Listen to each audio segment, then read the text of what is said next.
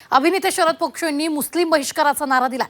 हिंदूंनी plumbing आणि electric कामं हिंदू कारागिरांकडूनच करून घ्यावीत अशी आग्रही भूमिका त्यांनी घेतली आहे। एवढंच नाही तर हिंदू व्यापाऱ्यांकडूनच किराणा माल खरेदी करावा असं सुद्धा शरद पोंक्षे यांनी म्हटलंय। शरद पोंक्षेच्या या भूमिकेवर भाजपनं कोणतीही प्रतिक्रिया दिलेली नाही। मात्र शिवसेना, उद्धव बाळासाहेब ठाकरे पक्ष आणि मनसेनं पोंक्षेवर टीकास्त्र सोडलंय।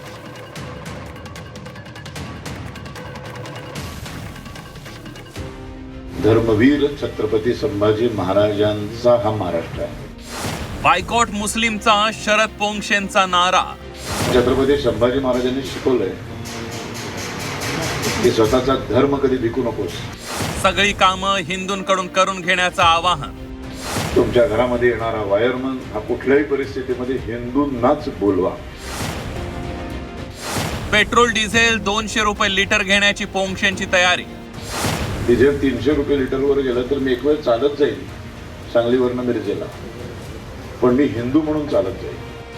कायम वादग्रस्त वक्तव्य करणाऱ्या शरद पोंक्षेंनी आणखी एक वाद ओढावून घेतलाय। शरद पोंक्षे यांनी अप्रत्यक्षरित्या बायकॉट मुस्लिम कारागीरचं आवाहन केलंय। प्लंबर इलेक्ट्रिशियन 4 दिवस उशिरा आला तो उद्दामपणे बोलला तरी चालेल, पण ते काम हिंदू कारागिरांकडून करून घेण्याचं आवाहन शरद पोंक्षेंनी केलंय। एवढंच नव्हे तर प्रत्येक गोष्ट हिंदू व्यावसायिकांकडूनच विकत घ्यावी असं आवाहन शरद पोंक्षेंनी केलंय। हिंदूंसाठी व्यवसाय करावा, हिंदूंनी प्रत्येक गोष्ट हिंदू व्यावसायिकांकडूनच विकत घ्यावी, हे अशा योजना राबवण्याची बहुसंख्य हिंदू असलेल्या आणि ओरिजिनल हिंदूंचा देश असलेल्या देशात अशा गोष्टी कराव्या लागतात। याच्या एवढं दुर्भाग्य नाही, पण एकमेव दुर्भागी देश आहे हा। या हिंदूंचा असून सुद्धा हिंदूंनाच आपल्याच घरामध्ये संघटित व्हावं लागतंय। हिंदू जागाच होत नाही। बरं, हे आम्ही सांगायला गेलो हिंदूंनो, फक्त हिंदू तुमच्या घरात येणारा कार्पेंटर, तुमच्या घरात येणारा प्लंबर, तुमच्या घरामध्ये येणारा वायरमन हा कुठल्याही परिस्थितीमध्ये हिंदूंनाच बोलवा। तो किती उर्मट असला तरी चालेल, तो उशिरा आला तरी चालेल, आज येतो म्हणून सांगून 4 दिवसांनी आला तरी चालेल। धर्मांतरण होण्यापेक्षा 4 दिवस त्याची वाट बघणं कधी चांगलं। शरद पोंक्षेंनी वाढवलेल्या इंधनाच्या दरांबाबतही आपली भूमिका मांडली आहे।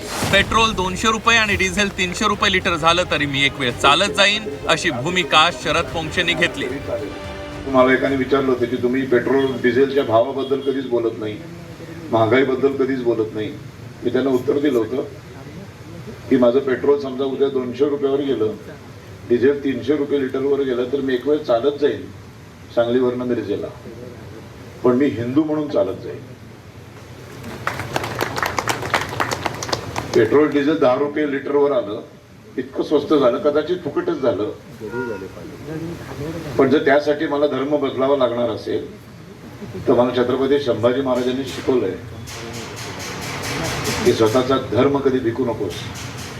40 दिवस अनन्वित यातना सहन करून महाराजांनी केवळ धर्मांतरण करणार नाही म्हणून आपले प्राण सोडले। त्या छत्रपती धर्मवीर छत्रपती संभाजी महाराजांचा हा महाराष्ट्र आहे। तेव्हा मला पेट्रोल डिझेल महाग झालं तरी चालेल, माझ्या भाज्या महाग झाल्या तरी चालतील, मी भाकर तुकडा खाऊन राहीन, मी एक वेळच जेवून राहीन, पण मी एकाच कपड्यात राहीन, पण मला हिंदू म्हणूनच शेवटपर्यंत राहायला आवडेल। शरद पोंक्षेंच्या बायकॉट मुस्लिमच्या आवाहनावर शिवसेना, उद्धव बाळासाहेब ठाकरे पक्ष आणि मनसेनं टीका केली आहे। मुस्लिम कारागिरांवर बहिष्कार घालण्याचं आवाहन करणारे शरद पोंक्षे डुप्लिकेट माणूस असल्याची टीका अंबादास दानवेंनी केली आहे। तर हिंदू प्लंबर बोलवण्यापेक्षा मराठी प्लंबर बोलवा अशी भूमिका मनसेनं घेतली आहे। अतिशय डुप्लिकेट माणूस आहे, त्याच्याकडे 4 लोक मुसलमानाचे काम करणारे असतात। असं कुठं असतं का यालाच बोलवा आणि त्यालाच बोलवा?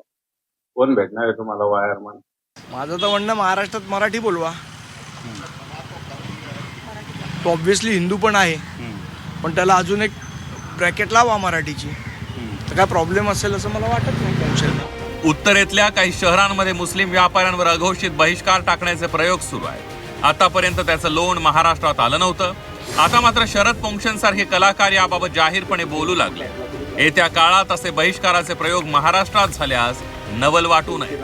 सरफराज सनदी, झी 24 तास सांगली.